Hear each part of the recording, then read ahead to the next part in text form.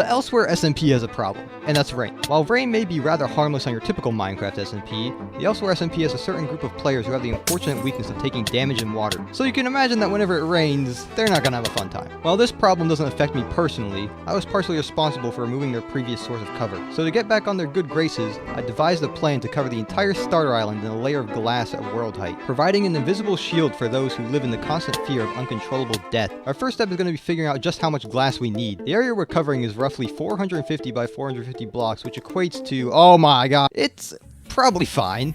All this means is we're going to need something a little better than a regular furnace setup. Introducing the Super Smelter, a contraption that can smelt an entire stack of blocks in the same time it takes a regular furnace to smelt one. This device will be essential for smelting all our future sand into glass, but we don't quite have the resources or space to construct one just yet. See, we'll need honey blocks, which requires a bee farm. We'll need slime for sticky pistons, which requires a slime chunk, and some sponges because you realized that the slime chunk you've chosen is filled with water. We'll also need a ton of rails, and to top it all off, we'll need several stacks of redstone. Done! What? I gathered all the materials while you were complaining. Oh, well I guess all that's left to do is dig out an area and build the thing. Wow, you were fast. With the completion of the Super Smelter and many purchases of shovels from my unpaid interns, I think I'm finally prepared to collect 200,000 blocks of sand. I started by chopping a few trees down, as to just store all the sand I'll need 2 double chests filled to the brim with shulker boxes. But after quickly solving our storage space, it was off to digging, and then instantly getting distracted because Dak said he had something for me. Now that that was out of the way, it was off to digging, and digging, and digging, and digging. The hours were passing by. The sheer size of this project was starting to make itself present. I spent days mining sand. All I could think about was sand. Everywhere I looked was sand. Everything I touched was sand. Everything I ate was sand. It was all sand! Oh, hey, look, that's the last shulker box. Only took removing the entire freaking desert. I can't be too mad, though, because all that's really left to do is smelt all the sand into glass and then place it. We're practically finished!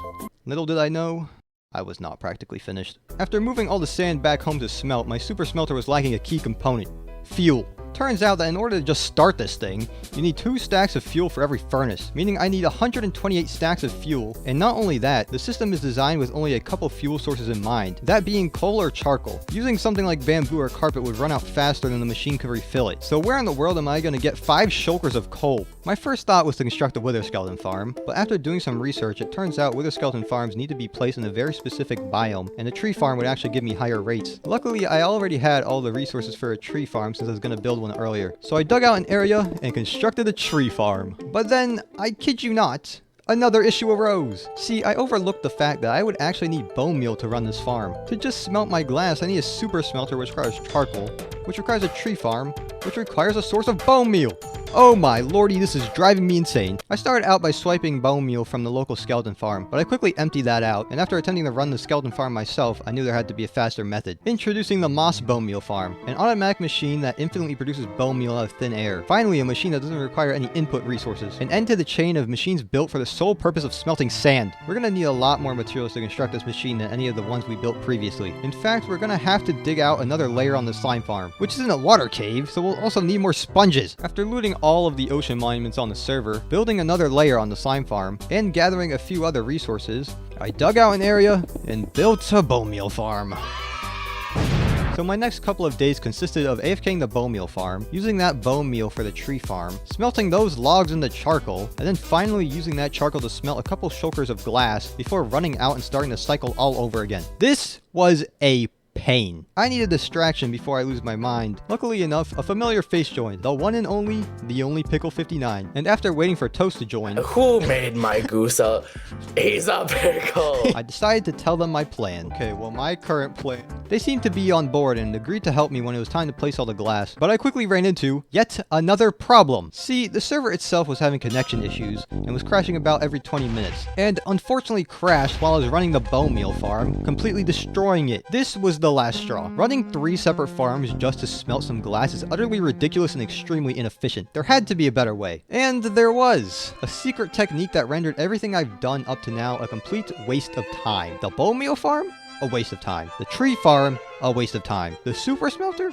Waste of time. All that sand mining? Waste of time. So what exactly am I talking about? Well, it has to do with villagers. See, a librarian villager will trade you 4 glass for a single emerald, which is great, but they have cooldowns, making it so you can only get a max of 96 glass per Minecraft day. This is why I originally didn't use villagers. But what if I told you I could remove a villager's greatest flaw? What if I told you I could remove the cooldown? Introducing void trading. If a villager is unloaded while a player makes a trade with them, the villager will completely forget that it was traded with in the first place, allowing you to make multiple trades without the hindrance of a cooldown. So how exactly does one trade with an unloaded villager? The most common way, and why it's called void trading, is to use a set of end gateways, with the villager on one side and you trading with them on the other. Wait, hold on. Even if you don't have to worry about a cooldown, to get 200,000 blocks of glass, you still need like 50,000 emeralds. Well, I did build a raid farm on day 3. For once, I finally felt like my goal was in an arm's reach. All I had to do was AFK this raid farm for a couple hours, trade all those emeralds for glass, place it, and then we're done. Everything's actually going well. Maybe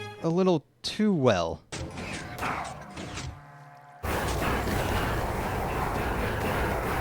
While the people on Elsewhere have their own unique weaknesses, I never actually mentioned mine. See, my singular weakness is that I get randomly teleported whenever I take damage. So, on the less than 1% chance of a Vex spawning in the raid farm, it hit me and teleported me into the chamber housing all of the illagers, which made short work of me. And to top it all off, most of my stuff fell into the item sorter, where it was promptly filtered out and destroyed. This was a low blow, but I had to move on, as there was really nothing I could do about it now. So, I got some basic armor from my villagers and continued farming. Vexes did end up spawning a couple more times, and I had to outrun them, but besides that, the rest of the emerald hunting went without issue. All that's left to do now is set up the void trader. So I gathered the materials and built the thing. And using my primary ability of teleporting mobs, I easily teleported a villager into the end. With the setup complete, I spent the next few days trading for glass, and on the 8th day of this entire project, I finally had all the glass ready. I started by creating a water elevator to world height. All this preparation has led up to this moment. The first few blocks of glass were placed, but I noticed something from the ground that shouldn't be visible.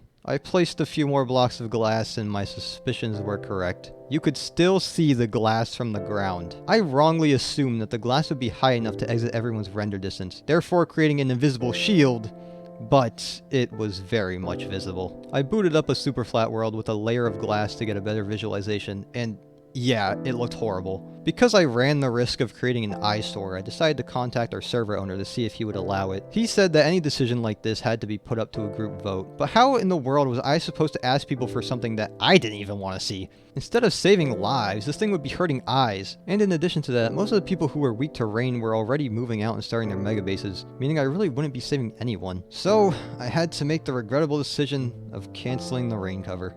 But what does that mean for all this glass? Did I just collect it all for nothing? No. I have an idea. See, while I was spending days on end finding ways to obtain glass, my comrades here were planning out a future base. I can't get into the finer details because spoilers, but we are going to need to section off a large portion of ocean. And I had the perfect block to do so. It was to be an 18 by 18 chunk area drilled all the way down to bedrock. My job was to construct glass walls to keep any water from flowing in, creating an inverse aquarium. Toast helped me in marking out the 4 corners of the walls, and using water breathing potions, I got to constructing.